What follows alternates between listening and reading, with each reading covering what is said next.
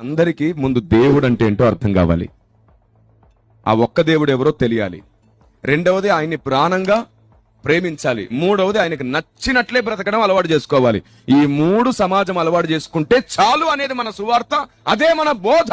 చివరికి దేవునికి నచ్చినట్లే బ్రతకడం వారి సమర్పణ అవుతుంది, వారి భక్తి అవుతుంది, వారి తీర్మానం అవుతుంది. మూడు విషయాలు క్రైస్తవుడికి ముఖ్యమైనవి.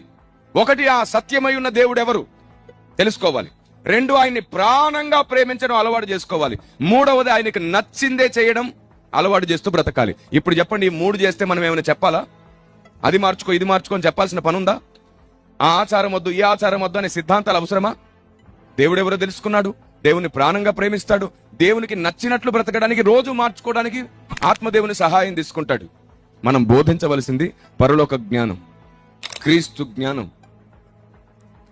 క్రైస్తవుని ఆలోచన విధానం, భక్తి సాధన విధానం, నీతిని, న్యాయమును, యథార్థతను, లేఖనములో రాయబడిన దేవుని సూత్రములను, దేవుని మర్మములను, ఇలా ఎన్నో సంగతులు బోధిస్తుంటే సంఘం నానాటికి ఎదుగుతుంది, ఫలిస్తుంది. కానీ ఎన్నో అడ్డుబండలను పెట్టుకునే పిచ్చి మాటలు ఎందుకు, పిచ్చి సిద్ధాంతాలు ఎందుకు? యూదుల సిద్ధాంతాలు మనకెందుకు సార్? వై ఎందుకు? వాళ్ళతో మనకెందుకు?